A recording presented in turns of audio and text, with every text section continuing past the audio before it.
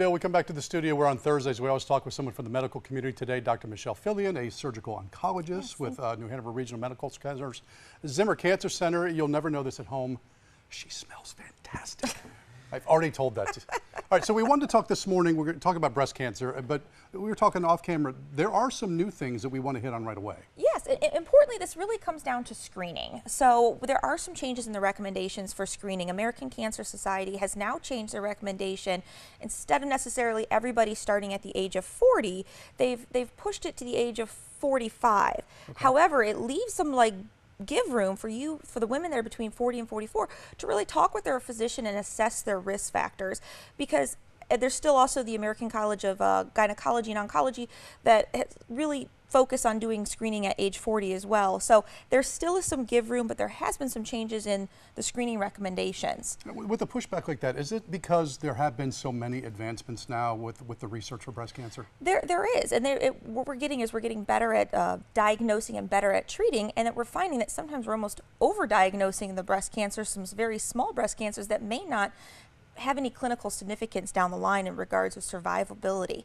One of the new things that we have is a 3D mammogram, and we actually have that offered now in Wilmington. What that does is it increases the risk of identifying breast cancer, and especially women that have dense breast tissue.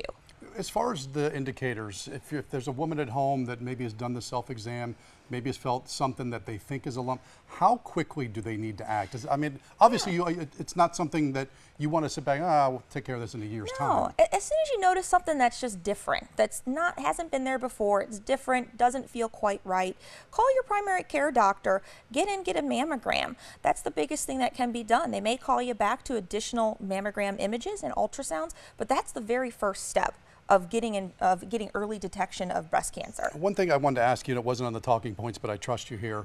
When a woman hears the diagnosis, you do have breast cancer, yep. Obviously there's a psychological toll. Oh yeah.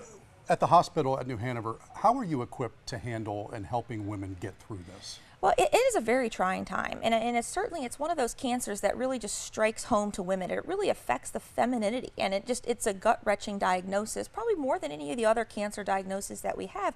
So we really sit down and we take very long time. I'll have at least an hour with a new breast cancer patient, and we discuss in depth what is the diagnosis, what's the survivability, what are the treatment options, because there are varied treatment options when it comes to different surgical procedures, possible need for chemotherapy, radiation, and hormone therapy as well. It's just such a good facility over there. You're a recidivist for a good reason.